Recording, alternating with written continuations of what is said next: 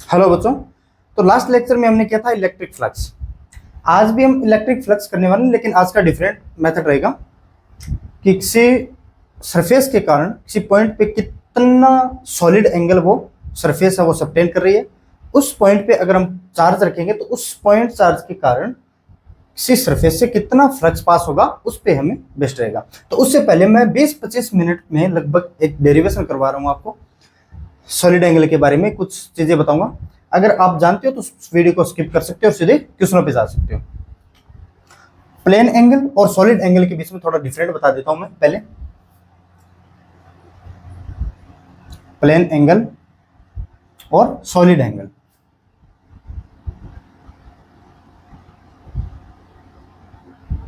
ये कोई circular part का आर्क है बच्चों, आर्क लेंथ, और ये कोई पॉइंट पी है,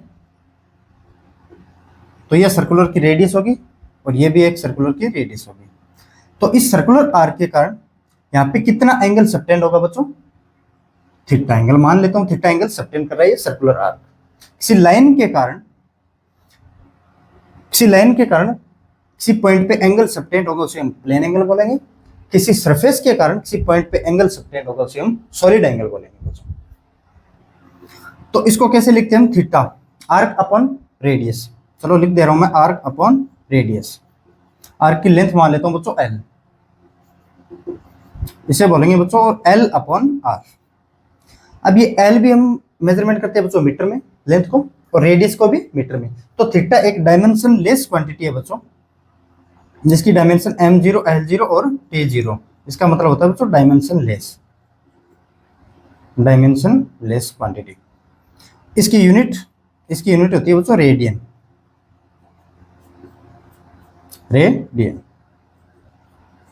शॉर्ट फॉर्म लिखते हैं इसको RAD। अब देखो बच्चों सॉलिड एंगल किसी सरफेस के कारण किसी पॉइंट पे जो एंगल सबटेंड करेगा उसी को बोलेंगे हम सॉलिड एंगल। देखो कैसे, कोई एक सरफेस ले रहा हूं जिसका एरिया ए है बच्चों, ये सरफेस कुछ इस तरह से है जिसका एरिया है मेरा ए। ये सरफेस कुछ ऐसे दिखाई देगी हमें, देखो ये सरफेस कुछ ऐसे, और यहाँ पे पॉइंट पी है बच्चों। कोई ये सरफेस इस पॉइंट पी पे कितना एंगल सबटेंड करेगी उसी को बोलेंगे हम सॉलिड एंगल। आराम आराम से, इसलिए हर एक चीज आपको बताने वाला हूं। आगे जाने के बाद कोई प्रॉब्लम नहीं होगी बच्चों आपको जब आप क्वेश्चन करोगे। देखो मेरा नोज में मान लेता हूं बच्चों पॉइंट है, तो यहां से इस पॉइंट को मिलाओ, यहां से पॉइंट को मिलाओ, यहां से पॉइंट को मिलाओ और यहां से पॉइंट को मिलाओ। ये जो सरफेस दिखाई दे रही है ये मेरे नोज पे कितना एंगल सबटेंड करेगा उसी को बोलते हैं सॉलिड एंगल। अब चारों पॉइंटों को मिलाओगे बच्चों तो कुछ एक कोण टाइप दिखाई देगा आपको। उस कोण का जो इस पॉइंट पे एंगल सबटेंड होगा इस सरफेस के कारण उसी को बोलते हैं सॉलिड एंगल। तो देखो पहले मैं सरफेस को मिला लेता हूं बच्चों, डिफरेंट कलर ले लेता हूं उससे। एक तो ये देखो, एक ये देखो बच्चों, एक ये है और एक ये जो अंदर है ये है।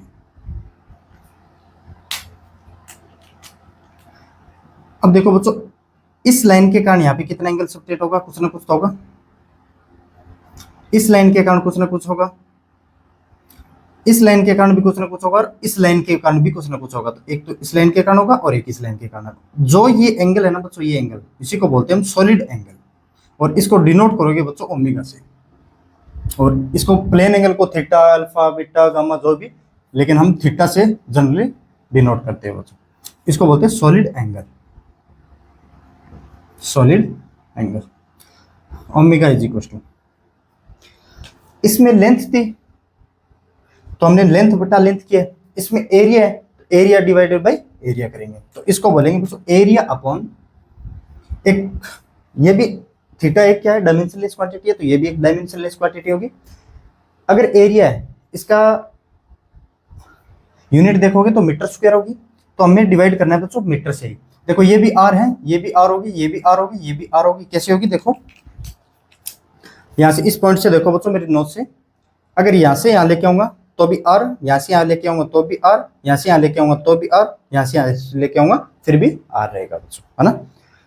ए अपॉन आर स्क्वायर, ये भी एक डायमेंशनलेस क्वांटिटी है, लिखने की जरूरत नहीं है। और यूनिट क्या होगी इसकी? स्टेरेडियन। इसको एस टी लिखेंगे बच्चों शॉर्ट फॉर्म में, ए अपॉन आर स्क्वायर। अब बच्चों क्या नहीं, हमें तो पता है कि आर्क आ गया तब तो हम प्लेन एंगल को theta is equal to L upon R लिखेंगे। अगर आर्क ना आए, स्ट्रेट लाइन आ जाए, तब कैसे करेंगे हम, पहले वो देख लेते हैं, उसके बाद में चलेंगे हम वापिस से सॉलिड एंगल पे। ये तो था बच्चों मेन फॉर्मूला प्लेन एंगल और सॉलिड एंगल का। अब हम देखेंगे general formula for plane angle and solid angle. General formula को कैसे देखेंगे, देखो अगर ये मेरी कोई स्ट्रेट लाइन है बच्चों, इस यहाँ पे पॉइंट P है, ये डिस्टेंस R है, तो ये डिस्टेंस भी R है, और ये एंगल अगर मैं इसको मानता हूँ बच्चों थीटा, तो मुझे बताओ ये लाइन यहाँ पे कितना एंगल सबटेंड कर रही होगी, उसी को हम प्लेन एंगल बोलेंगे। मैं मान रहा हूँ ये लाइन है यहाँ पे थीटा एंगल सबटेंड कर रही है बच्चों, लेकिन हम थीटा एंगल इसकी डेफिनेशन के अनुसार लिख सकते हैं क्या, आर्क लेंथ अपॉन रेडियस, लेकिन इसमें आर्क नहीं है बच्चों। अगर मैं इसको एल मानूं तो आर्क तो नहीं है, एक स्ट्रेट लाइन है, आर्क और स्ट्रेट लाइन दोनों इक्वल तो होती नहीं है ना। तो इसको कैसे करेंगे अब, तो इसको करने के लिए बच्चों छोटे छोटे टुकड़ों में मैं डिवाइड करूंगा इसको। ये दोनों जो लाइन दिखाई दे रही है आपको, ये इतना स्मॉल सेगमेंट है बच्चों ये, कि इस पॉइंट से ये और ये दोनों एक ही डिस्टेंस होगी, ये भी आर है तो ये भी आर होगी और ये भी आर होगी। चलो एल एक्स ले लेता हूँ इसमें, ये एक्स है तो ये भी एक्स होगा, और कहीं बीच में पॉइंट लूंगा वो भी एक्स होगा, यहाँ पे पॉइंट लूंगा वो भी एक्स, और यहाँ पे पॉइंट लूंगा वो भी एक्स। मतलब अगर आप आर्क से एक छोटा सा एलिमेंट कट करते हैं तो ये कुछ स्ट्रेट लाइन सा दिखाई दे रहा है, और स्ट्रेट लाइन को हम यहाँ से आर्क भी मान सकते हैं बच्चों। तो देखो कैसे, अब इस छोटी सी लेंथ को, इस लेंथ को मैं मानता हूं बच्चों डेल्टा एल। इस छोटी सी लेंथ को मैं एक बड़ा रूप देके आपको दिखाई दे रहा हूं, जूम वर्जन देखो बच्चों इसका, ये है बच्चों डेल्टा एल, और ये कोई पॉइंट P है। अगर ये डिस्टेंस R है तो ये भी डिस्टेंस R ही रहेगी बच्चों। क्यों, देखो मैंने बताया ना x माना था मैंने, इस पॉइंट पे, इस पॉइंट पे, इस पॉइंट पे, इस पॉइंट पे, इस पॉइंट पे भी हमारी डिस्टेंस क्या रहने वाली है बच्चों, ये तो समझाने के लिए बड़ा लिया है मैंने। और ये एंगल बच्चों अगर ये थीटा है तो इसको मान लेता हूँ बच्चों डी थीटा, डी थीटा। अब इसके लिए कैसे लिखोगे, theta is equal to arc length कितना डेल्टा एल अपॉन रेडियस कितना आर, डेल्टा एल, अच्छा डी थीटा लिखना पड़ेगा इसको, छोटा सा एंगल है, इस आर्क लेंथ के कारण यहाँ पे कितना एंगल सबटेंड हुआ वो कितना मेरा D theta is equal to delta L upon R. अब ये भी फिर भी समझ में आता है कि अगर हम आर्क लेंथ की जगह स्ट्रेट लाइन लेंगे, वर्टिकल लाइन लेंगे, तो ये एंगल इतना सबटेंड कर रहा होगा तो छोटी सी सेगमेंट के लिए। अगर मैं इसको, ये रेडियस अगर इक्वल नहीं हो, मतलब इसको थोड़ा टिल्ट करूं, कुछ ऐसे करूं, और यहाँ पे पॉइंट है, तो ये पॉइंट और ये लेंथ इक्वल तो नहीं होगी, उसके हिसाब से भी देख लेते हैं। हम जनरल फॉर्मूला को डिवाइड करें बच्चों प्लेन एंगल और किसके लिए, सॉलिड एंगल के लिए। अब यहां से पॉइंट देखो बच्चों, ये पॉइंट मेरा कोई P है, सॉरी P मान लिया तो O मान लेता हूं मैं, P से O की और पोजीशन वेक्टर R वेक्टर, और इस लाइन की परपेंडिकुलर लेंथ भी इसी डायरेक्शन में, इसको क्या बोलते हैं हम, perpendicular direction of length, perpendicular direction of length. तो इसके हिसाब से हम अब आगे काम करेंगे बच्चों।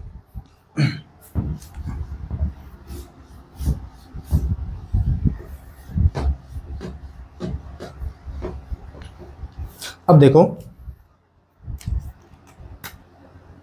मैंने कुछ इस तरह से लिया है, ये पॉइंट P है यहाँ पे, एक तो ये डिस्टेंस और एक ये डिस्टेंस, ये कभी इक्वल तो नहीं होगी। अगर ये R है तो ये नॉट इक्वल टू R होगी, इक्वल तो नहीं होगी। अगर मैं इसको लेता हूं तो डेल्टा एल लेंथ, सेगमेंट को लेकर ही चल रहा हूं अभी, क्यों, मैं आर्क मान के चल रहा हूं। अगर ये एंगल है बच्चों डी थीटा, डी थीटा, तो मुझे बताओ इसके इस पॉइंट से यहां पे पोजीशन वेक्टर क्या होगा, दिस इज आर वेक्टर बच्चों, अगर मैं इसको आर मानूं तो। और इसकी परपेंडिकुलर लेंथ कौन सी होगी बच्चों, ये perpendicular direction of length, direction of length. अगर मैं इसका एंगल मानूं बच्चों अल्फा, अल्फा, तो अब देखो देखो इसकी लेंथ को मैं सेम करने के लिए एक स्ट्रेट लाइन और बना देता हूं इसके परपेंडिकुलर।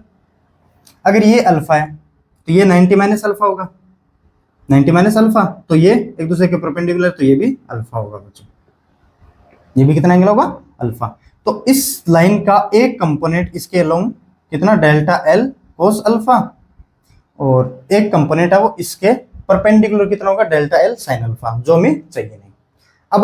अब यहां से देखने पे पॉइंट, ये पॉइंट और ये पॉइंट थोड़ा परपेंडिकुलर नहीं दिखाई, एक्चुअल में नहीं बना, लेकिन थोड़ा इस डायरेक्शन में आएगा ना, तो ये लेंथ, इस पॉइंट की लेंथ और इस पॉइंट की लेंथ इक्वल होगी, तब हम इसको डी थीटा को क्या कैसे लिखेंगे, D theta is equal to delta L cos alpha upon are square, R. अब देखो कोस अल्फा पिछले में मैंने लिया था, अगर ये स्ट्रेट लाइन हो तो कुछ ऐसे, D theta is equal to delta L upon R आया था मेरा, आर वेक्टर भी इसी डायरेक्शन में और इस लेंथ का परपेंडिकुलर डायरेक्शन भी इसी डायरेक्शन में, मतलब अल्फा इज इक्वल टू 0 लिया था। यहाँ पे alpha is equal to 0 put करो, 0 पुट करोगे तो cos 0 कितना 1, तो delta L upon R, so delta L upon R. तो ये है बच्चों जनरल फॉर्मूला। किसी एंगल पे अगर लाइन या फिर आर्क दिया होगा तो हम प्लेन एंगल को कैसे लिखेंगे, ठीक है बच्चों। अब देखो सॉलिड एंगल में कुछ इस तरह से ही लिखेंगे,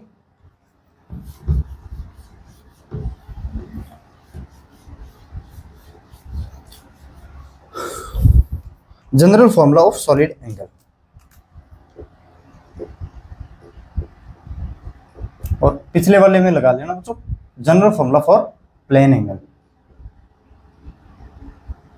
फॉर सॉलिड एंगल। तो उसमें मैंने किसी लेंथ को लेके छोटा एलिमेंट लिया, तो अब इसमें मैं सरफेस को लेके एक छोटा सा सरफेस एलिमेंट लेने वाला हूं, और मैं सरफेस एलिमेंट को बड़ा दिखाने के बाद में आपको बताऊंगा। ये इसका एरिया बच्चों ds, ये कोई पॉइंट P है, ये ds यहाँ पे कितना एंगल सबटेंड करेगा इस पॉइंट पे, उसी को बोलते हैं हम सॉलिड एंगल। मान लेता हूं डेल्टा ओमेगा है बच्चों। तो अब यहां से इस पॉइंट पे देखो, ये डिस्टेंस में मान लेता हूं बच्चों r है, तो इसका पोजीशन वेक्टर r वेक्टर कुछ इस डायरेक्शन में ही होगा। ये डिस्क कुछ ऐसे है बच्चों, ये डिस्क है आपको दिखाई दे रही है, ये कुछ इस तरह से है, नोज पे रखो, इस पॉइंट से भी, इस पॉइंट से भी, इस पॉइंट से भी, इस पॉइंट से भी डिस्टेंस तो हमारी सेम होने वाली है। अगर ऐसे नहीं दिखाई दे आपको कि डिस्टेंस हमारी सेम कैसे होने वाली है, तो मैं आपको बता देता हूँ बच्चों, कुछ इस तरह से है ये, और ये पॉइंट P है। यहाँ से मान लेता हूँ सेंटर की डिस्टेंस r है, ये भी तो कैपिटल R होगा ना बच्चों, मान लेता हूँ इसका रेडियस r है, r है, ये आपको दिखाई नहीं दे रहा लेकिन ये 3D में है, ऐसे लोगे ना, देखो यहाँ से अगर ये कुछ ऐसे रखा हुआ है ना, तो यहाँ से भी ये भी r, ये भी r, ये भी r, ये भी r, लेकिन यहाँ समझना थोड़ा मुश्किल है इसमें डायग्राम में 3D में, और ये भी r होगा, ये भी r होगा, तो ये डिस्टेंस कितनी होगी, √r² प्लस r², और यहाँ से यहाँ डिस्टेंस भी कितनी होगी, ये r है, ये r है, तो ये भी r² प्लस r², ये डिस्टेंस कितनी होगी, √r² प्लस r², तो ठीक है ना बच्चों। तो इसका एरिया वेक्टर किस डायरेक्शन में होगा, देखो ये कुछ इस तरह से रखी हुई है, तो इसका एरिया वेक्टर या तो परपेंडिकुलर टू द प्लेन होता है, या तो साइड या इस साइड, तो मैं ले रहा हूं बच्चों ये एरिया वेक्टर है ds वेक्टर, ds वेक्टर। अब इसके लिए हम सॉलिड एंगल को कैसे लिखेंगे, delta omega is equal to, इसका एरिया कितना है बच्चों ds अपॉन r का स्क्वायर, अपॉन r स्क्वायर, ये होगा बच्चों इसका सॉलिड एंगल। अब मैं इसको थोड़ा टिल्ट करता हूं बच्चों, मतलब कुछ एंगल पे घुमा देता हूं, मान लो अल्फा एंगल पे इसको रोटेट कर देता हूं, तब ये कैसे दिखेगा, मैं ये देखो इसको कुछ मैं अल्फा एंगल पे घुमा देता हूं। तो ये पॉइंट P है, यहां से ये डिस्टेंस कितनी दी हमने r, और ये हो गया बच्चों r वेक्टर इसका, और इससे देखो कुछ डिस्क ऐसे रखी हुई है, तो इसका परपेंडिकुलर वेक्टर मतलब एरिया को डिनोट करता है बच्चों। ये है बच्चों area, D s vector. Angle मान लेता हूं अल्फा। अब इस पॉइंट पी के कारण, इस सरफेस के कारण इस पॉइंट पी पे कितना एंगल सबटेंड होगा वो हमें बताना है। तो कितना होगा बताओ, इसको मैं डेल्टा ओमेगा ले रहा हूं, तो delta omega is equal to, अगर ये सरफेस सीधी थी बच्चों, कुछ ऐसी थी, ये एंगल अगर अल्फा है तो ये 90 माइनस अल्फा है और ये वापिस अल्फा हो गया। तो इसका एक कंपोनेंट इसके परपेंडिकुलर, इसका एक कंपोनेंट इस अल्फा की डायरेक्शन में कितना होगा मेरा, ये delta L cos alpha, sorry delta S cos alpha, और ये एक इसके परपेंडिकुलर डायरेक्शन में कितना होगा, डेल्टा एस साइन अल्फा। तो ये देखो delta S cos alpha upon are square, ये है बच्चों जनरल फॉर्मूला। अब यहाँ पे अल्फा इज इक्वल टू 0 रखेंगे, अल्फा कौन सा है मेरा, आर वेक्टर और डीएस वेक्टर के बीच का एंगल है। यहाँ पे अगर 0 रखेंगे तो कोस अल्फा 0 कितना हो, delta S upon are square, या फिर इसको स्मॉल लेंगे तो D omega is equal to D S cos alpha upon are square. ये क्या बच्चों मेरा, ये जनरल फॉर्मूला। अब हम देखेंगे बच्चों किसी क्लोज सरफेस के अंदर अगर कोई पॉइंट रखा हुआ है उस पर कितना सॉलिड एंगल होगा, हम ये देखेंगे। ये मेरी कोई क्लोज सरफेस है बच्चों, यहां पे कोई पॉइंट P है। अब इस क्लोज सरफेस के कारण मान लेता हूं ये स्फीयर है बच्चों, होलो स्फीयर मान लेता हूं ना, इस क्लोज सरफेस के कारण ये पॉइंट P पे कितना एंगल सबटेंड करेगा मुझे वो बताना है। इंटरनल पॉइंट है बच्चों, ये एक्सटर्नल नहीं है, इस स्फीयर के अंदर ही पॉइंट है बच्चों, ये होलो स्फीयर के अंदर। तो इसके लिए क्या करेंगे, देखो मैं यहां से एक छोटा सा एरिया कट कर लेता हूं बच्चों, ये जिसका ds है, एरिया कितना है इसका ds। यहां से ये पोजीशन वेक्टर r है तो इसकी डायरेक्शन r वेक्टर होगी, लेकिन इस जो मैंने ये सर्कुलर आर्क को कट किया है उसकी भी डायरेक्शन कुछ ऐसे ही होगी, ds वेक्टर भी, एरिया वेक्टर इसकी डायरेक्शन कैसे होगी, कुछ ऐसे ही होगी, क्योंकि परपेंडिकुलर टू द प्लेन होती है। तो ds वेक्टर, r वेक्टर और ds वेक्टर के बीच में एंगल कितना है बच्चों, 0। तो यहाँ पे कितना एंगल सबटेंड करेगा, मान लो एक एरिया आप यहाँ पे भी कट करोगे तो r वेक्टर भी ऐसे, ds वेक्टर भी ऐसे, एक आप यहाँ पे भी कट करोगे तो कुछ r वेक्टर भी ऐसे और ds वेक्टर भी कुछ ऐसे। तो देखो डी ओमेगा हम कैसे लिखते हैं बच्चों, D S cos alpha upon are square. D omega क्यों, एक छोटी सी सरफेस के लिए, लेकिन हमें तो कंप्लीट के लिए चाहिए, और इसमें सरफेस इंटीग्रल होगा लेकिन क्लोज सरफेस इंटीग्रल होगा बच्चों। कैसे, किसी चार्ज को हमने क्लोज किया हुआ बच्चों, तो क्लोज सरफेस इंटीग्रल के लिए हम कुछ ऐसा साइन देंगे, D omega is equal to cos alpha, alpha और डी एस के बीच में एंगल कितना है मेरा, 0, तो इस कोस अल्फा की value 1, so D S upon are square. R तो फिक्स है बच्चों, चाहे यहाँ ये कट करो, चाहे यहाँ कट करो, चाहे यहाँ कट करो, होलो स्फीयर है, और चाहे यहाँ कट करो, आर तो फिक्स है, मतलब इसको मैं इंटीग्रल से बाहर लेके आ सकता हूँ। तो ये omega 1 upon are square close integral of इस स्फीयर का एरिया, और होलो स्फीयर का एरिया कितना था बच्चों, 4 pi R square, this is equal to 1 upon are square into 4 pi R square. तो आर स्क्वायर से आर स्क्वायर कैंसिल, तो omega is equal to 4 pi. अब आपको पता है कि किसी भी सरफेस हो, कोई रैंडम सरफेस हो जाए, अगर क्लोज सरफेस है उसके इंटरनल में कोई पॉइंट है तो उसके द्वारा सॉलिड एंगल की वैल्यू होगी बच्चों 4 पाई। अब देखो कोई भी एनी क्लोज सरफेस ले लो आप, कुछ ऐसे ले लिया मैंने, अब इस पॉइंट P पे, पॉइंट Q पे कितना सॉलिड एंगल होगा, इस पे भी 4 पाई और इस पे भी 4 pi, omega is equal to omega. अब क्यूब ले लो एक, कुछ ऐसे,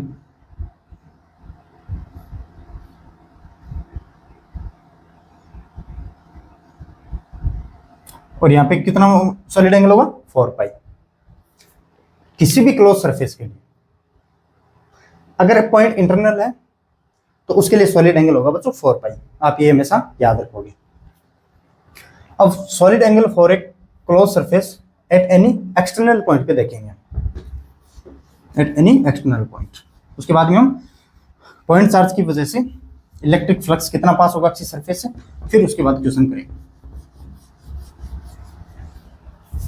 एट एनी एक्सटर्नल पॉइंट।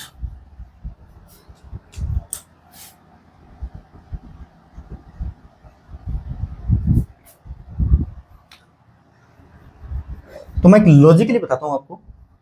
मैं पहले हेमिस्फीयर लेता हूं बच्चों।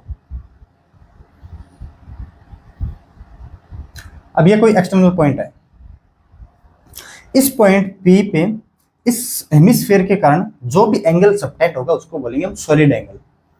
ये मान लेता हूं बच्चों, ये यहां से भी लाइन आएगी, यहां से भी लाइन आएगी, लेकिन मैं मान लेता हूं ω1 ये एंगल, ये सरफेस इस पॉइंट P पे सबटेंड कर रहा है। अब इसको मैं धीरे धीरे कम कर रहा हूं, तो किसको, हेमिस्फीयर से स्फीयर की ओर कन्वर्ट करना चाह रहा हूं।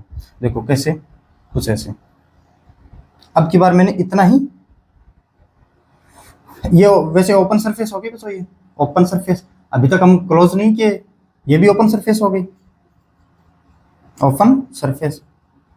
और यहाँ पे कोई पॉइंट P है, यहाँ से और यहाँ से मिलाओगे, तो इस सिस्टम के कारण, इस सरफेस के कारण इस पॉइंट P पे जो एंगल सबटेंड होगा उसी को हम सॉलिड एंगल। ये बार बार क्यों, क्योंकि ताकि आपको अच्छे तरीके से याद आएगा। तो ये ω2 मान रहा हूं मैं। अब एक और छोटा कर रहा हूं इसको मैं, देखो अब ये कोई पॉइंट P है बच्चों, तो यहाँ पे एंगल कितना, ω3। देखो जैसे जैसे हम सरफेस को क्लोज करते जा रहे हैं बच्चों, ω1 बड़ा, फिर और छोटा, फिर और छोटा। तो जैसे जैसे हम सरफेस को क्लोज करते जा रहे हैं, ओपन सरफेस से क्लोज सरफेस की ओर आ रहे हैं, ओमेगा की वैल्यू लगातार डिक्रीज हो रही है बच्चों। अगर मैं क्लोज ही कर दूं, ये कोई स्फीयर ही टाइप ले लूंगा, तो यहाँ पे कितना एंगल सबटेंड होगा बच्चों, 0। क्यों, देखो ओपन सरफेस थी तो कुछ ना कुछ तो एंगल सबटेंड हो रहा था, ओपन सरफेस थी कुछ ना कुछ एंगल सबटेंड हो रहा है। लेकिन जैसे जैसे मैं ओपन से क्लोज की ओर बढ़ता जाऊंगा तो मेरा सॉलिड एंगल है वो डिक्रीज होता जा रहा है। तो अगर सॉलिड एंगल डिक्रीज हो रहा है तो एक ऐसा टाइम आएगा, अगर मैं इसको कंप्लीटली क्लोज करूंगा तो यहाँ पे बनने वाला सॉलिड एंगल की वैल्यू होने वाली है 0। आप ये रिजल्ट याद रखोगे बच्चों, solid angle for a close surface at any external point 0, at any internal point 4π। Close surface होना चाहिए, इसका सरफेस इंटीग्रल को क्लोज सरफेस इंटीग्रल लेंगे बच्चों। अब देखो बच्चों, किसी पॉइंट चार्ज के कारण इलेक्ट्रिक फ्लक्स किसी सरफेस से कितना पास होगा वो देख लेते हैं। अब हेडिंग है मेरी, electric flux through an area due to a point charge. किसी पॉइंट चार्ज के कारण किसी सरफेस से कितना इलेक्ट्रिक फ्लक्स पास होगा उसे बोलते हैं हम electric flux through an area due to a point charge. तो अब इसमें हम जनरल फॉर्मूला से चलेंगे। जनरल फॉर्मूला कौन सा हमारा, सॉलिड एंगल के लिए D omega equals to D S cos alpha upon are square. मतलब इलेक्ट्रिक फील्ड या फिर पोजीशन वेक्टर के साथ डी एस का कुछ ना कुछ एंगल होगा। तो एंगल होगा तो मैं मान लेता हूँ एक छोटी सी सरफेस है बच्चों, इसका एरिया है बच्चों डी एस, ये कोई पॉइंट पी यहाँ पे,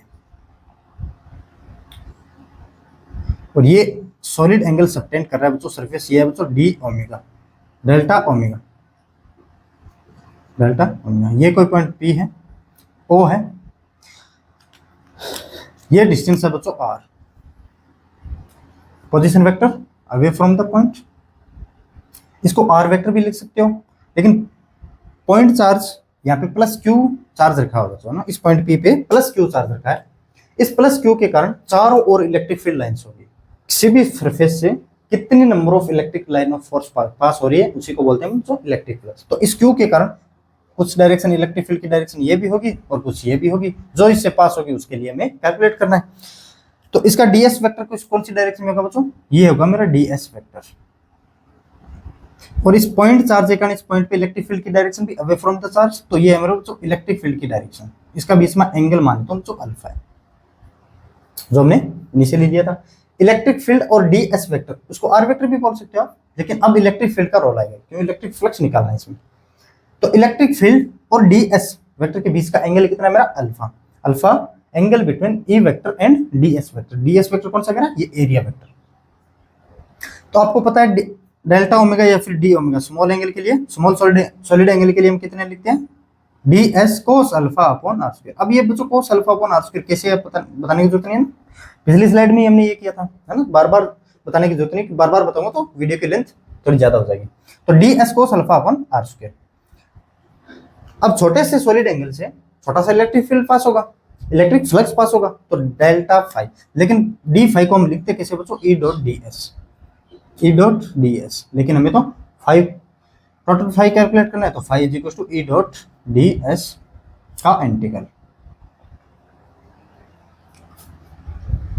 देखो फाइव, तो किसी पॉइंट चार्ज के कारण किसी पॉइंट पे इलेक्ट्रिक फील्ड के क्यू अपॉन आर स्क्वायर, इसके लिए हमने आर स्क्वायर लिया बच्चों, सो के Q upon are square dot E, तो ई और इनके बीच में एंगल कितना है बच्चों, कोस अल्फा, कोस अल्फा। आपको पता है, सॉरी डी एस नहीं लिखा ना मैंने, ई डॉट डी एस, अच्छा ये नहीं लिखना मुझे, यहाँ पे डी एस कोस अल्फा लिखना है बच्चों। ये की तो वैल्यू लिख दी ना मैंने, K Q upon R square D S cos alpha upon R square, तो D S cos alpha upon R square को क्या लिख सकता हूं मैं, डी ओमेगा। सो के क्यू अपन आर स्क्वायर, ये तो कांस्टेंट है मेरा, और ये डी ओमेगा। कांस्टेंट क्यों बच्चों, आर फिक्स है ना यहाँ से, यहाँ ये तो डिस्टेंस फिक्स है, ये तो डिस्टेंस फिक्स है आर, और के इंटू क्यू तो फिक्स है ही वैसे भी, तो डी ओमेगा। अब इसका इंटीग्रेशन कितना होगा बच्चों, इतने से एरिया, छोटे से एरिया के कारण डी ओमेगा, तो कंप्लीट लेंगे तो ओमेगा के क्यू 1/4 पाई एप्सिलॉन नॉट, ये आर स्क्वायर कहाँ से आएगा, R square D S cos alpha upon are square तो हमने ले लिया, तो Q upon 4 pi epsilon naught into omega. तो किसी पॉइंट चार्ज के कारण फ्लक्स कितना होने वाला है मेरा, ये आप याद रखोगे बच्चों, हमेशा के लिए याद रखोगे, Q upon 4 pi epsilon not omega, ये एक फॉर्मूला है। किसी चार्ज के कारण किसी सरफेस से कितना इलेक्ट्रिक फ्लक्स पास हो रहा होगा, तो ये ओमेगा की वैल्यू चेंज होती जाएगी। अब एक डेरिवेशन और देने वाला हूँ, लेकिन इससे पहले मैं कुछ एग्जांपल करवा देता हूँ एक दो, ठीक है बच्चों। तो किसी पॉइंट चार्ज के कारण किसी सरफेस से कितना फ्लक्स पास होगा, Q upon 4 pi epsilon naught into omega. देखो इसको कैसे करते हैं, ये बच्चों को एक सरफेस है, क्लोज सरफेस है, स्फेरिकल सरफेस है बच्चों, होलो स्फीयर मान लेते हैं, इसमें plus Q point charge mid point में रखा, मिड पॉइंट में रखा है, तो इसमें इलेक्ट्रिक फ्लक्स कितना होगा, इससे पास होने वाला इलेक्ट्रिक फ्लक्स कितना होने वाला है, फाई इज इक्वल टू, किसी पॉइंट चार्ज के कारण इलेक्ट्रिक फ्लक्स कितना होता है बच्चों, Q upon 4 pi epsilon naught into omega.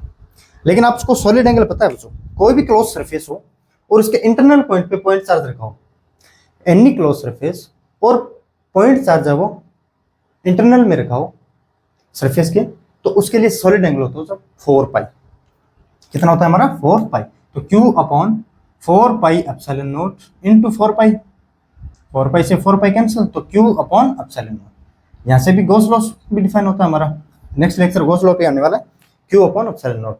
Gauss law क्या बोलता है हमारा, Q enclosed upon epsilon not, enclosed क्या होगा क्या नहीं होगा वो हम देखेंगे बच्चों, है ना। एक रैंडम सरफेस और लेता हूँ, एक रैंडम सरफेस लेता हूँ, उसकी वजह से हमारा पॉइंट चार्ज की इलेक्ट्रिक फील्ड, इलेक्ट्रिक फ्लक्स कितना होगा हम वो देखेंगे। मान लेता हूँ कोई ये रैंडम सरफेस है बच्चों, यहाँ पे प्लस 3 क्यू चार्ज है, यहाँ पे 6 क्यू चार्ज है प्लस का, यहाँ पे माइनस का 5 क्यू चार्ज है, और यहाँ पे 2 क्यू चार्ज है बच्चों प्लस का, और यहाँ पे 9 क्यू प्लस का चार्ज है बच्चों, प्लस का 9 क्यू, और यहाँ पे प्लस का 3 क्यू। इन चार्जेस की वजह से और इन चार्जेस की वजह से कितना इलेक्ट्रिक फ्लक्स इस सरफेस से पास होगा हमें वो बताना। कैसे बताएंगे बताओ, आइडिया आ रहा है कुछ। किसी भी क्लोज सरफेस से सरफेस के अंदर कोई पॉइंट है, तो उस पॉइंट पे बनने वाला सॉलिड एंगल कितना होता है हमारा 4 पाई, इसमें भी 4 पाई होगा ओमेगा जी इक्वल टू, इसमें भी 4 पाई, इसमें भी 4 पाई, और इसमें भी 4 पाई। लेकिन किसी भी क्लोज सरफेस के अगर एक्सटर्नल पॉइंट पे कोई पॉइंट है, उसकी वजह से बनने वाला सॉलिड एंगल उस सरफेस के कारण होगा वो होगा 0, इस पे भी ओमेगा 0 और इस पे भी ओमेगा इक्वल टू 0। तो हमें फ्लक्स किसका फाइंड करना, ओनली इसका। और वैसे भी कर सकते थे, लेकिन गॉस लॉ से अच्छा होता, लेकिन इससे बताना भी जरूरी है ना। गॉस लॉ से क्या कैसे करते हैं हम, Q enclose upon epsilon not. अब इनक्लोज कितना है देख लो, 6 3 9 तो 11 - 5 6 plus 6 Q upon epsilon not answer आता। लेकिन अब कैसे आएगा, इस तरीके से कैसे आएगा वो भी बता रहा हूँ। तो फाई इज इक्वल टू, किसी पॉइंट चार्ज के कारण फ्लक्स कितना होता है मेरा, Q upon 4 pi epsilon naught into omega. अब देखो यहाँ पे मैं फाई 1 मान लेता हूँ, ये फाई 2 मान लेता हूँ, ये फाई 3 मान लेता हूँ, और ये फाई 4 मान लेता हूँ। So phi 1 plus phi 2 plus phi 3 plus phi 4। लेकिन इसमें देखो जोड़ना कैसे, हमें फ्लक्स हमारी वेक्टर क्वांटिटी तो होती नहीं, अगर प्लस क्यू है तो प्लस क्यू लेना है, माइनस क्यू है तो हमारा माइनस क्यू लेना है बच्चों, है ना। तो फाइव वन देखो, यहाँ से फाइव वन कितना होगा मेरा 3q upon 4 pi epsilon naught into 4 pi, sorry 4 pi, 4 omega नहीं 4 pi, 4 pi epsilon naught, charge कितना मेरा 3q, यहाँ पे चार्ज देखो 3q upon 4 pi epsilon naught into solid angle कितना 4 पाई 4 पाई 4 पाई, और five two is equal to कितना होगा मेरा 6q upon 4 pi epsilon naught into 4 pi, five three कितना होगा मेरा, फाइव थ्री हमने कौन सा लिया, ये क्या plus 2q upon 4 pi epsilon naught into 4 pi, और 5 4 माइनस का 5q, तो यहाँ पे माइनस रखेंगे बच्चों, माइनस का 5q upon 4 pi epsilon naught into 4 पाई, देखो 4 पाई भी से cancel, 3q upon epsilon not इसमें बचा है, 6q अपॉन एप्सिलॉन नॉट इसमें बचा है, 2q अपॉन एप्सिलॉन नॉट इसमें बचा है, तो 11q upon epsilon not minus का 6q अपॉन एप्सिलॉन नॉट, तो ये टोटल फाइनाइट हमारा आ गया बच्चों 5q अपॉन एप्सिलॉन नॉट। तो आप इस तरह से भी कर सकते हो बच्चों ना, लेकिन गॉस थ्योरम से मैं 1 मिनट 10 सेकंड का भी ये क्वेश्चन था बच्चों, कैसे चार्ज कितना इनक्लोज है अपॉन एप्सिलॉन नॉट, लेकिन सॉलिड एंगल से कैसे करेंगे वो भी आपको पता होना चाहिए ना, कि आपको ये रिमेंबर रखने के लिए बच्चों, क्योंकि देखो प्रैक्टिस करोगे तो रिमेंबर रहेगा, हर चीज याद रखिएगा आपको, है ना। अंदर कितना होगा सरफेस के 4 पाई, बाहर कितना होने वाला, ये 0 है तो ये 0, ऐसे ही याद रहेगा बच्चों एग्जांपल के थ्रू। अब देखो मैं एक करवाता हूं आपको, अब ये हेडिंग देखो कि solid angle subtended by a circular arc disc cone at a point, general formula से लेंगे हम तो ना। एक बार देखो ये है डिस्क ले रहा हूं बच्चों, इसकी रेडियस है बच्चों r, यहाँ पे कोई पॉइंट P है और ये डिस्टेंस है बच्चों मेरी L और रेडियस r है बच्चों, और अगर ये एंगल है बच्चों मेरा अल्फा,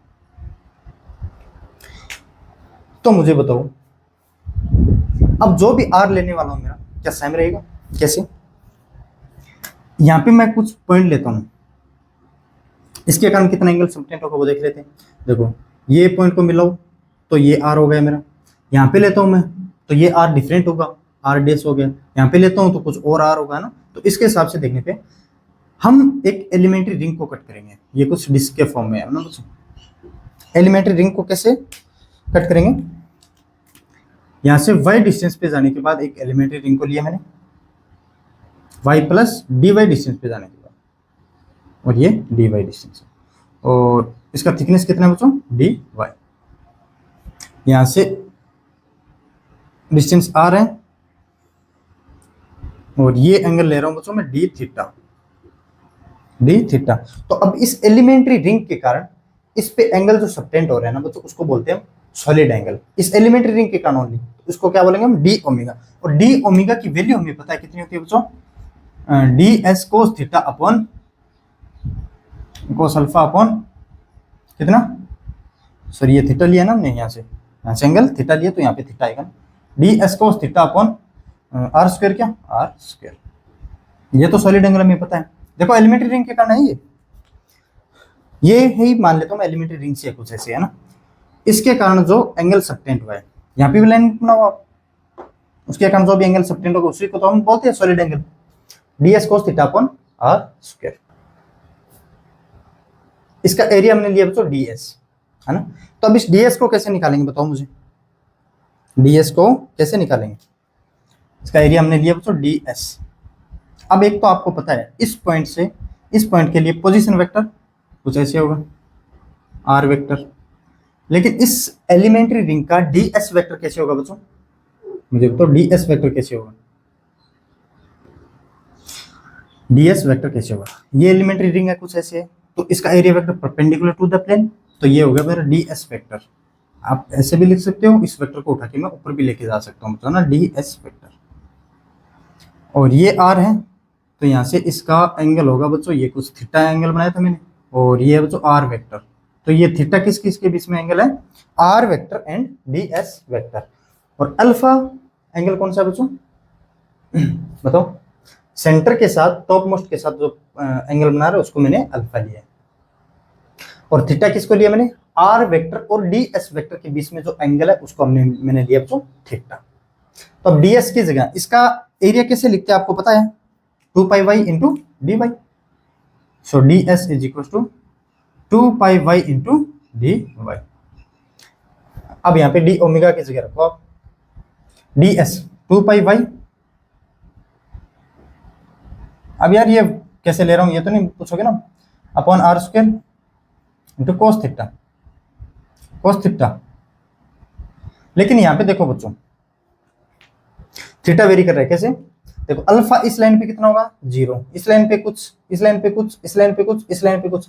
तो यहाँ से 0 से अल्फा इसको वेरी करवाएंगे तो एक ये एलिमेंट्री रिंग को कंप्लीट कर देंगे बच्चों, तो एक डिस्क का फॉर्म ले लेगा ना। तो थीटा कहां से कहां वेरी कराएंगे हम, 0 से अल्फा। लेकिन इसमें y भी कांस्टेंट है बच्चों, कैसे, इतना y है, अगर जब इसको हम बढ़ाएंगे तो y कुछ और होगा, और बढ़ाएंगे तो कुछ और होगा, और बढ़ाएंगे तो कुछ और होगा। y भी है, r भी देखो, ये डिस्टेंस r यहां तक है, जब हमने ये y लिया है, अगर ये y लेंगे यहां इस पॉइंट तक का तो कुछ r अलग होगा मेरा, तो r भी इसमें वेरी है, y भी वेरी है। तो हमें ओनली थीटा में रखना है, तो हम कैसे रखेंगे बच्चों, ये देखो कुछ मैं इसको बाहर लेके आ रहा हूं छोटे से ट्रायंगल को, ये y और ये एंगल थीटा और ये y है और ये l है और ये r है। तो y इज इक्वल टू क्या लिख सकता हूं मैं, l tan थीटा। कैसे tan थीटा, यहां से tan थीटा देखो कितना होगा मेरा y अपॉन l, तो यहां से y कितना होगा मेरा l tan theta, l tan theta. r हमारा कितना होगा, r स्क्वायर देखोगे तो l square plus y square, ये r देखो base square plus base square plus perpendicular square is equal to hypotenuse का स्क्वायर, तो r square is equal to l square plus y square. So l square plus y square कितना लिखूं मैं, l square tan square theta, l square tan square theta. So l square यहां से common लूंगा तो 1 plus tan square theta क्या लिख सकता हूं मैं बच्चों, sec स्क्वायर थीटा। तो l square sec square theta हमारा किसके इक्वल हो गया बच्चों, r स्क्वायर के इक्वल। अब यहां से आप अच्छा dy और लिखो, यहां से कितना होगा मेरा dy l dy upon d theta, theta के रेस्पेक्ट में करें बच्चों, l sec square theta tan theta का इंटू d थीटा। अब ये वैल्यू इसमें पुट करो बच्चों d ओमेगा, क्योंकि इस सरफेसेस के कारण किसी कारण सर्कुलर आर्क हो गया, डिस्क हो गया या फिर कौन हो गया, इसकी वजह से किसी पॉइंट पे कितना सॉलिड एंगल सबटेंड कर रहा है ये सरफेस, वो हमें निकालना है बच्चों। तो ds की वैल्यू बताओ 2 पाई, चलो मैं पहले एक बार लिख दे रहा हूँ, d omega is equal to 2 pi y, अच्छा ये लिखा हुआ है मेरा यहाँ है ना, तो d omega is equal to देखो 2 पाई y की जगह l tan theta, l tan theta लिख दिया बच्चों, dy की जगह l sec square theta, l sec square theta आ गया बच्चों, into cos theta upon sec square theta into d theta भी आएगा ना, d theta sec square theta into d theta, y का थीटा के रेस्पेक्ट में जब हम डिफरेंशिएट करेंगे तो d थीटा भी तो आएगा ना, अपॉन r स्क्वायर हमने कितना लिया l square sec square theta. So l square sec square theta, तो ये एक l और एक ये l स्क्वायर कैंसिल, तो sec स्क्वायर थीटा से sec स्क्वायर थीटा कैंसिल। तो यहाँ से देखो बच्चों 2 पाई tan थीटा कितना लिख सकता हूं मैं, sin theta upon cos theta, तो एक cos थीटा से ये cos थीटा कैंसिल, तो यहाँ बचा कितना मेरा sin theta into d theta, नीचे तो कुछ बचा ही नहीं। ये बच्चों d ओमेगा कितना, जब हम y डिस्टेंस पे एलिमेंट्री रिंग को कट किया तब आया मेरा ये d ओमेगा, लेकिन y पे नहीं लेना, हमें तो 0 से r तक जाना है या फिर 0 से एंगल अल्फा तक जाना है ना। तो d omega omega is equal to, यहां से देखो 2 पाई तो कांस्टेंट है मेरा, sin theta into d theta. इस लाइन पे अल्फा की वैल्यू 0 और यहाँ पे अल्फा की वैल्यू अल्फा, तो 0 टू अल्फा जाएंगे, तो omega is equal to 2 pi sin theta कितना होता है मेरा माइनस का cos थीटा और 0 to alpha, so 2 pi minus का cos अल्फा माइनस और बाहर जाएगा तो माइनस माइनस प्लस 1, cos 0 की वैल्यू 1 होती है ना, सो 2 पाई 1 माइनस cos अल्फा। आपको ये हमेशा ध्यान रखना, ये बहुत काम आने वाला है बच्चों, बहुत ज्यादा काम आने वाला है, बहुत ज्यादा काम आने वाला है। अब अगर आपको इसी में दे इनफाइनाइट प्लेन है और कोई पॉइंट रखा है, तो इनफाइनाइट प्लेन के कारण उस पॉइंट पे कितना सॉलिड एंगल होगा वो देख लेते हैं, उसके बाद प्रॉब्लम्स करेंगे बच्चों, अच्छी बेस्ट प्रॉब्लम्स है उसको करेंगे। ये मैं रिजल्ट को काम में लूंगा बच्चों। ये मेरा कोई इन्फिनिट प्लेन है,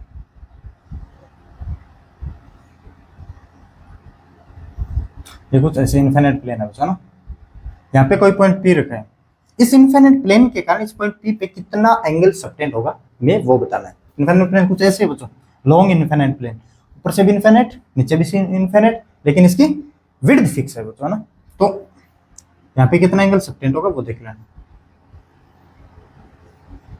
है ना। इसको बोलते हैं हम ओमेगा। ओमेगा कितना होगा बच्चों, यहाँ से यहाँ पे अल्फा की वैल्यू क्या लेंगे, यहाँ से अल्फा। तो इन्फिनिट पे हमने कौन सा लेक्चर था, थर्ड या फोर्थ लेक्चर था, उसमें बताया था मैंने, यहाँ पे जो एंगल सबटेंड होगा, देखो बच्चों आप ऐसे देखोगे तो मुझे कुछ फाइनाइट डिस्टेंस दिखा रही है, ऐसे देखोगे तो कुछ और डिस्टेंस दिखाई दे रही है, ऐसे देखोगे तो कुछ और। इनफाइनाइट मतलब यहाँ से अल्फा की वैल्यू कितनी होगी, इसके साथ 90 डिग्री की वैल्यू। तो यहाँ पे अल्फा इज इक्वल टू 90 रखोगे तो ओमेगा इज इक्वल टू आएगा बच्चों, cos 90 जीरो होता है तो 2 पाई। ओमेगा की वैल्यू कितनी है यहाँ से 2 पाई। समझ गए ना, alpha is equal to 90 degree कैसे लिए, वो तो आप समझदार बच्चों पहले से जानते हो।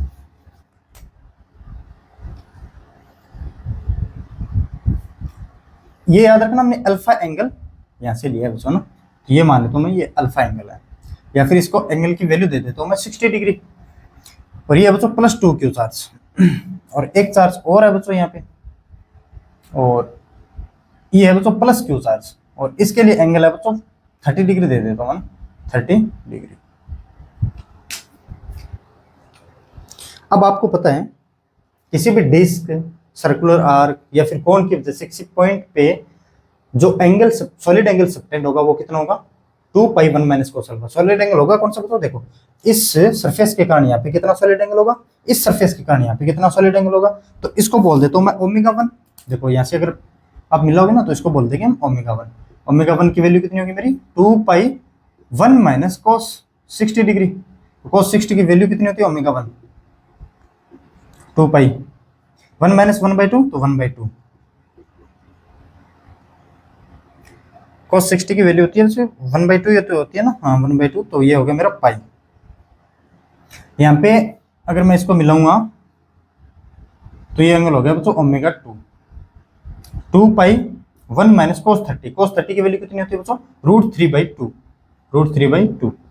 सो 2 माइनस √3 अपॉन 2, तो 2 से 2 कैंसिल, तो पाई इंटू 2 माइनस का √3। इस पे इतना सॉलिड एंगल होगा, इस पे कितना होगा सॉलिड एंगल, ये होगा।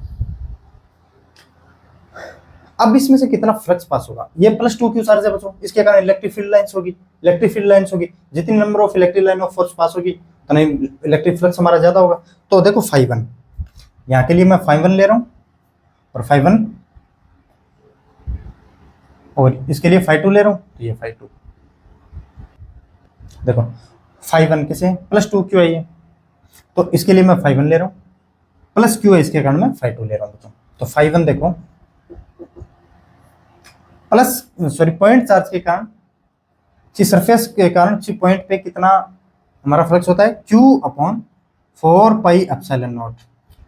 तो ये +2 क्यू है तो प्लस का 2 क्यू इंटू ओमेगा, ओमेगा कितना है मेरा पाई, तो ये कितना बचेगा मेरा, पाई से पाई कैंसिल, तो Q/2 epsilon not, Q/2 epsilon not.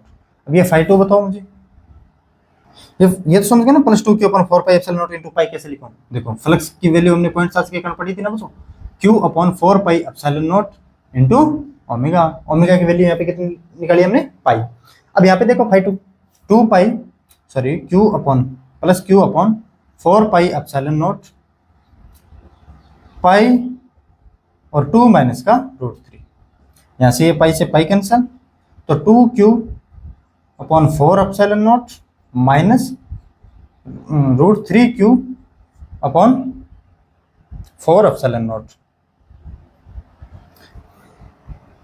तो आएगा कितना मेरा Q/2 एप्सिलॉन नॉट, क्या Q/2 एप्सिलॉन नॉट माइनस में √3Q/4 एप्सिलॉन नॉट।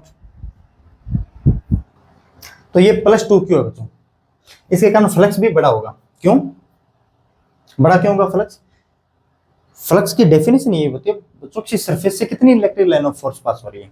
तो इस +2 क्यू के कारण इलेक्ट्रिक फील्ड लाइंस ज्यादा क्रिएट होगी अपने चारों ओर, और इस प्लस क्यू के कारण कम इलेक्ट्रिक फील्ड, क्योंकि इलेक्ट्रिक फील्ड लाइन है directly proportional to magnitude of charge. मैंने इलेक्ट्रिक फील्ड लाइंस में बढ़िया तरीके से एक एक चीज बताई है, बताओ आप।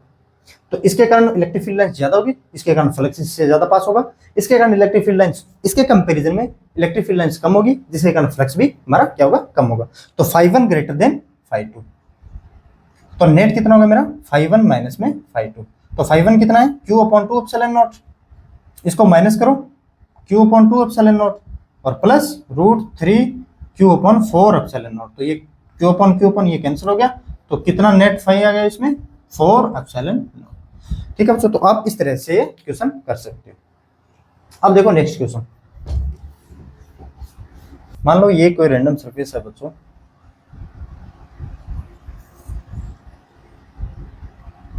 और यहाँ पे कोई प्लस क्यू चार्ज रखा है। इस प्लस क्यू चार्ज के कारण इस फ्लैट सरफेस से कितना इलेक्ट्रिक फ्लक्स पास होगा, मेरे को बताना है, ये तो आपको पता है। अब इसको सोल्व करने के लिए देखो बच्चों, मैं कुछ ऐसा डायग्राम और बनाता हूँ ना, सिमिलर सा। अगर ये नहीं होता तो ये क्लोज सरफेस होती, क्लोज सरफेस होती तो इस पॉइंट पे कितना सॉलिड एंगल होता बच्चों, 4 पाई। देखो कुछ ये इस तरह से ही होता ना, तो इस पॉइंट प्लस क्यू पे कितना सॉलिड एंगल होता मेरा, ओमेगा इज इक्वल टू 4 पाई। लेकिन अब देखो इसके लिए भी देखो ये हो रहा है प्लस, यहाँ पे बच्चों प्लस क्यू, लेकिन ये नहीं बताइए आपको मैंने, है ना। ये बच्चों आर है,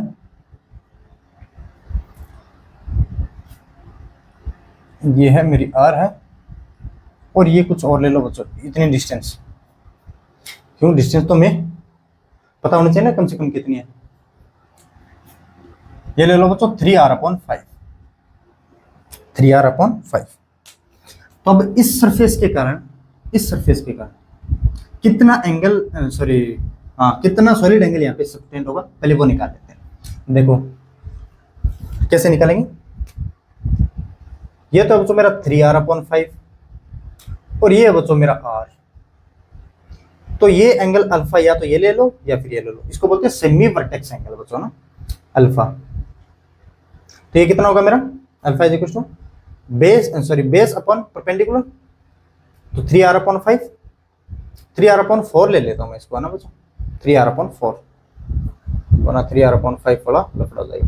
3r/4 ये वैल्यू कितनी है मेरी, 3r/5 4। तो यहाँ पे tan अल्फा लगाओ बच्चों, कितना होगा, ये तो परपेंडिकुलर एंगल के सामने वाला, ये बेस है 3r/4 इंटू r, r से r cancel, 3/4, alpha is equal to 37 degree. और अगर 4/3 होता तो 53 डिग्री। ये आपको मैंने बहुत बार बता चुका हूँ ना बच्चों, ये स्टैंडर्ड एंगल है जिसको आपको याद रखना होता है बच्चों। देखो tan में क्या होता है मेरा, यहाँ पे बता देता हूँ मैं ना। अगर ये साइड 3 है, ये साइड 4 है और ये साइड 5 है, तो सामने वाली अगर साइड छोटी है, किसके कंपैरिजन में, 4 के कंपैरिजन में, तो tan में एंगल होगा छोटा, कितना 37 डिग्री। देखो एक एंगल और बना देता हूँ मैं, ये 4 हो, ये 3 और ये 5 हो। अगर सामने वाला साइड, एंगल के सामने वाली साइड 3 और 4 के कंपैरिजन में कौन सी बड़ी है, 4, तो एंगल भी कितना मेरा बड़ा, तो 4, तो ये 53 डिग्री। ठीक है ना बच्चों, आप ये इस तरह से याद रख सकते हो, याद करने का तरीका है बस ये। अल्फा इज इक्वल टू मेरा कितना आ गया, tan 37 डिग्री। तो इसके कारण, इस सरफेस के कारण यहाँ पे कितना सॉलिड एंगल सबटेंड होगा वो निकाल लेता हूँ मैं, कितना, ओमेगा इज इक्वल टू, अभी बताया मैंने 2 पाई 1 माइनस कोस अल्फा। एक बार देख लेता हूँ बच्चों, ये आपको दिखाई दे रहा है या नहीं दिखाई दे रहा है अच्छे तरीके से। 2 पाई 1 माइनस कोस अल्फा, तो 2 पाई 1 माइनस कोस अल्फा, कोस 37 की वैल्यू बताओ,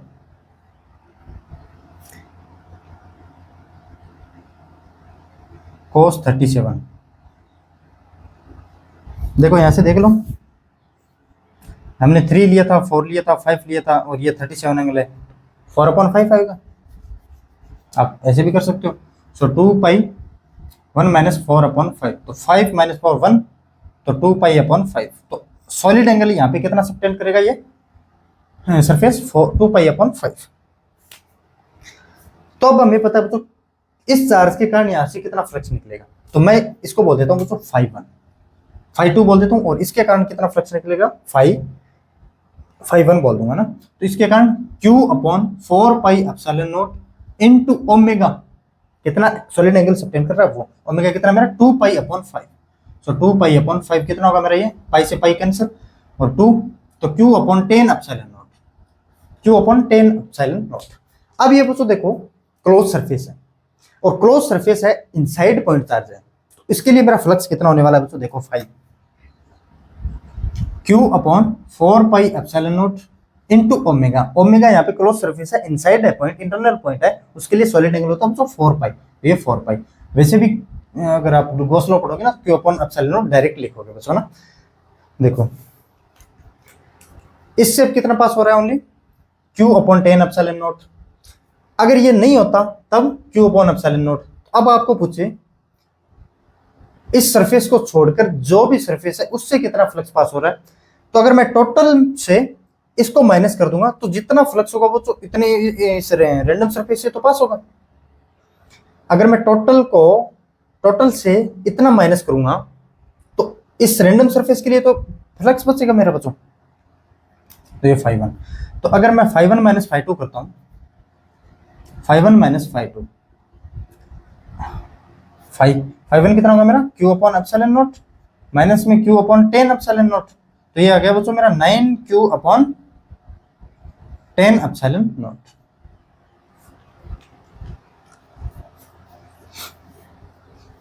Q अपॉन 10 एप्सिलॉन नॉट, आप समझ गए बच्चों, कुछ इस तरह से ये क्वेश्चन होने वाला है।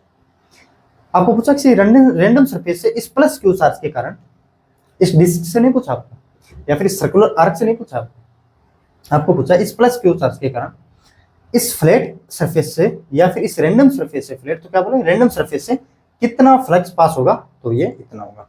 और इतना ही पूछ लेता इस सर्कुलर आर्क के कारण कितना होगा, तो ये होगा 9 upon 10 sorry Q upon 10 epsilon not. ठीक है बच्चों, अब देखो एक क्वेश्चन और देता हूं आपको।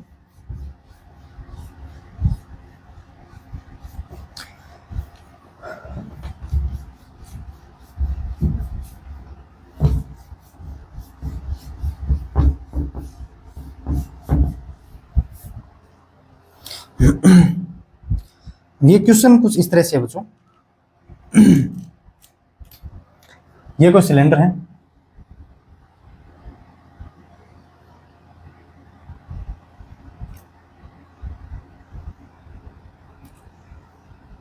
इसकी लेंथ है बच्चों √3r/2। इसके मिड पॉइंट पे एक पॉइंट चार्ज रखा है जिसकी वैल्यू है बच्चों +Q। आपको पूछा है इस +Q के कारण फ्लैट सरफेस सॉरी इस कर्व्ड सरफेस से कितना फ्लक्स पास होगा। फ्लैट सरफेस कौन सी होगी, एक तो हमारी ये फ्लैट सरफेस है और ये फ्लैट सरफेस। ये सिलेंडर कुछ ऐसा है बच्चों ना, देखो कुछ ऐसा ऐसा होता है हमारा सिलेंडर कुछ। तो ये तो होगी मेरी फ्लैट सरफेस और ये सॉरी कर्व्ड सरफेस, और ये होगी मेरी फ्लैट सरफेस। तो फ्लैट सरफेस से नहीं पूछ के हमें पूछा बच्चों कर्व्ड सरफेस से कितना फ्लक्स पास होगा इस पॉइंट चार्ज के कारण। तो एक तो बात तो हमें पता है बच्चों, इसके कारण हम निकाल सकते हैं। और इस फ्लैट इसका रेडियस कितना बच्चों, r।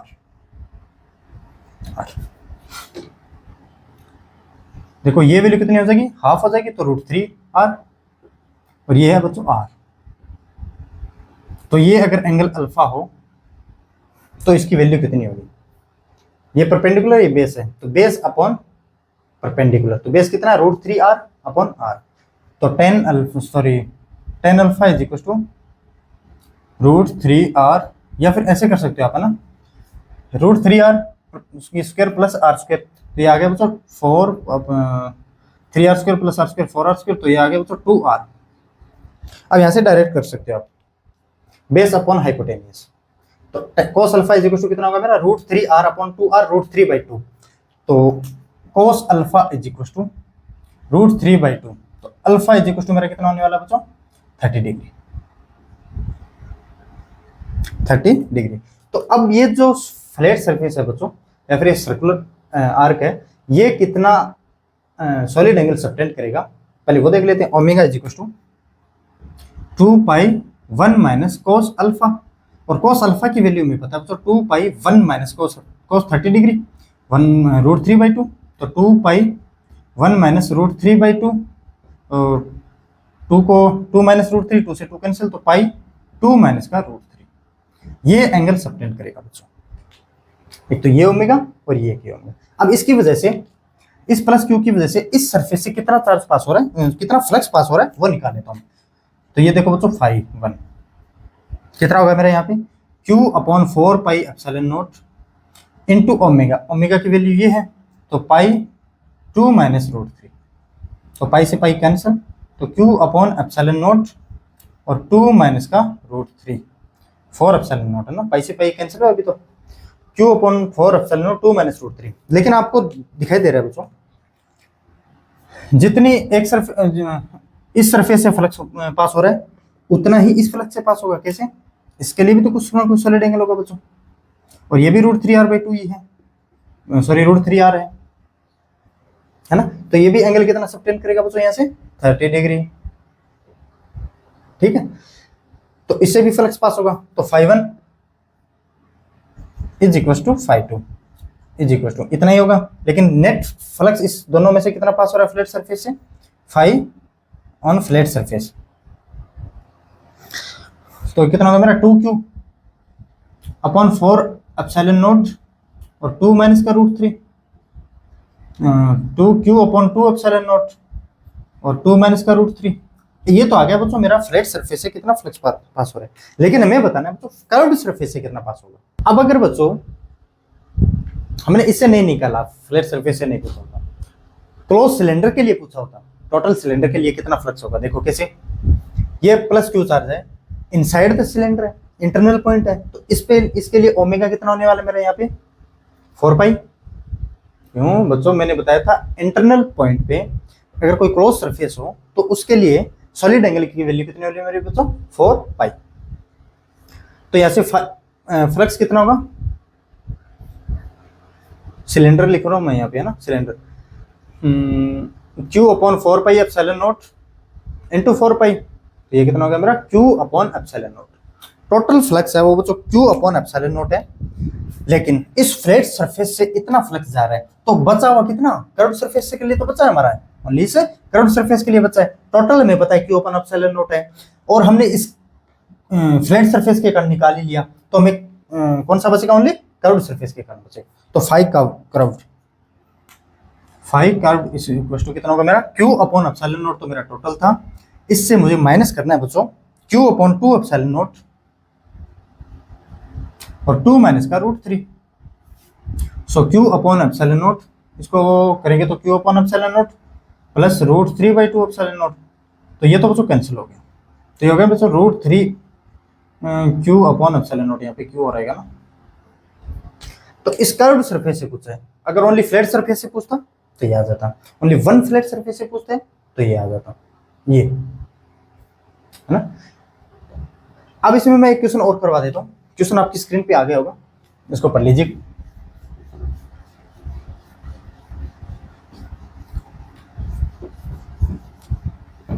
आज का लास्ट क्वेश्चन है बच्चों ये शायद, हाँ तो बच्चों अब ये क्वेश्चन पढ़ो कि 2 चार्जेस प्लस Q1 एंड माइनस Q2, चलो एक लैंग्वेज बता देता हूँ मैं इसकी है ना, क्वेश्चन कैसे आएंगे। 2 चार्जेस प्लस Q1 एंड माइनस Q2 are placed at A and B respectively, a line of force emerges from the Q1 मतलब अगर एमर्जेस हो रही है तो इसका मतलब ये प्लस है, at angle alpha with the line AB, at what angle it terminate at minus Q2, कि कौन से एंगल पे ये जो लाइंस है वो टर्मिनेट होगी, हमें वो बताना है। देखो कैसे है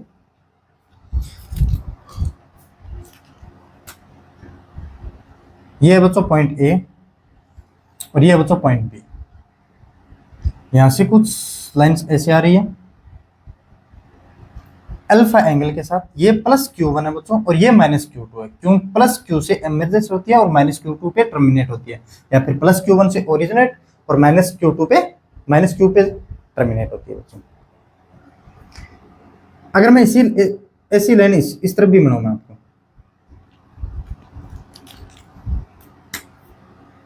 लेकिन आपको ये पता है ना इलेक्ट्रिक फील्ड लाइंस कभी एक दूसरे को काटती नहीं है बच्चों, इंटरसेक्ट नहीं करती है। मान लो इस प्लस Q के कारण ये भी इलेक्ट्रिक फील्ड लाइंस होगी, ये भी लाइंस होगी, ये भी लाइंस होगी, ये भी लाइंस होगी, नीचे भी ऊपर की सभी तरफ होगी है ना। तो जो ये लाइंस पास होगी वो भी यहाँ पे भी टर्मिनेट होगी, यहाँ से जो भी लाइन जाएगी वो भी टर्मिनेट होगी, और एक लाइन ऐसी जाएगी जहां से ये भी टर्मिनेट होगी और ये लाइन भी टर्मिनेट होगी, ये लाइन भी टर्मिनेट होगी, उसके बाद में पता नहीं टर्मिनेट होगी या फिर वापस आएगी, है ना। तो अब देखो हमें रेशियो पूछा ना Q1/Q2, नहीं इस एंगल पे, इस Q2 चार्ज पे जो लाइन टर्मिनेट हो रही है उसका इस लाइन के साथ एंगल बताना है। तो इसका एंगल मान लेता हूं बच्चों, ये है मेरा एंगल बीटा। तो यहां से जितना सॉलिड एंगल होगा कितना होगा मान लेता हूं ω1, और यहाँ पे कितना ω2। यहां से जितनी लाइंस ओरिजिनेट हो रही है उतनी ही लाइंस यहाँ पे टर्मिनेट होगी। क्यों? हमने एक लाइन दे दी, तो क्राइटेरिया दे दिया इसका। अब ये लाइंस यहाँ से बाहर तो जा नहीं सकती। क्यों? क्योंकि इलेक्ट्रिक फील्ड लाइंस एक दूसरे को कभी इंटरसेक्ट नहीं करती है बच्चों। पॉइंट चार्ज से जहां से ओरिजिनेट होगी तो Q2 पे नेगेटिव है तो टर्मिनेट होगी बच्चों। यहाँ से ω1, यहाँ से कितना फ्लक्स पास हो रहा है उतना ही फ्लक्स यहाँ पे आएगा। जितना फ्लक्स यहाँ से पास हो रहा है उतना ही फ्लक्स यहाँ पे टर्मिनेट होगा। देखो बच्चों कैसे, यहाँ पे φ1, यहाँ से ω1 कितना होता है बच्चों, ω1 2π1 - cos अल्फा, और यहाँ पे ω2 है तो ω2 की वैल्यू कितनी होगी बच्चों 2π1 - cos बीटा। ऐसे φ1 = φ2 होगा। क्यों बच्चों? देखो जितना फ्लक्स यहाँ से पास हो रहा है ना उतना ही यहाँ पे आएगा बच्चों। क्यों? जितनी इलेक्ट्रिक फील्ड लाइंस यहाँ से निकल रही है यहाँ पे इतनी टर्मिनेट हो रही, तो फ्लक्स और क्या है, जितनी लाइन ऑफ फोर्स यहाँ से पास होगी अगर यहाँ पे खत्म हो रही है तो उतना ही फ्लक्स यहाँ पे होगा और उतने फ्लक्स यहाँ पे होगा बच्चों। तो पॉइंट चार्ज के कारण फ्लक्स कितना होता है मेरा Q1, यहाँ पे Q1 है ना 4πε0 इंटू यहाँ पे ओमेगा कितना है, यहाँ पे omega 2π1 - cos alpha, 2π1 - cos alpha = Q2। अब बोलोगे सर यहाँ पे आपने नेगेटिव साइन तो नहीं रखा ना, नेगेटिव साइन है। तो बच्चों इसमें हमने पहले से बोल दिया कि जितना आउटगोइंग फ्लक्स है उतना इनकमिंग फ्लक्स है। मतलब अगर आप ऐड करना चाह रहे हो तो φ1 + φ2 ऐड करोगे। आपको पहले से ही बोल दिया कि इनकमिंग और आउटगोइंग इक्वल है तो आप φ1 = φ2 कर सकते हो बच्चों। वरना φ1 + φ2 करोगे तो इसे यहाँ पे साइन रखना पड़ेगा और माइनस आएगा, उधर लेके जाएंगे तो प्लस वैसे भी आने वाला है ना बच्चों। तो Q2/4πε0 इंटू 2π1 - cos बीटा, यहाँ पे 1 - cos बीटा। तो 2π4πε0 2π4πε0, तो Q1 आइडेंटिटी जानते हो 1 - cos अल्फा की क्या होती है मेरी, sin² α/2, sin² α/2 और = Q2 sin² β/2। अब यहां से देख लेना यार Q1/Q2, देखो sin β/2 कितना होगा मेरा ना √Q1/Q2 और sin² है तो sin α/2। ये कैसे होगा आप देख लेना ना। और β/2 = कितना होगा मेरा sin इनवर्स, और ये वैल्यू यहाँ पे रख देना। और beta = 2 × sin inverse √Q1/Q2 sin α/2। ये इसका आंसर होने वाला है। ये तो यहाँ पे तो नहीं फंसोगे ना कि यहाँ पे मैंने -Q2 नहीं लिया। अगर φ1 + φ2 करते हैं तब तो हम साइन के साथ रखते। क्यों? हमने जितना फ्लक्स और इक्वल क्यों लिया हमने, क्यों जितना फ्लक्स आउटगोइंग हुआ है उतना फ्लक्स इनकमिंग है बच्चों। जितना फ्लक्स आउट हो रहा है उतना फ्लक्स यहाँ पे आ रहा है। और φ1 + φ2 ऐड करते तब हम माइनस लेते। ठीक है बच्चों, आज के लिए बस इतना ही और कल करेंगे हम गॉस लॉ पे। Okay guys, thank you.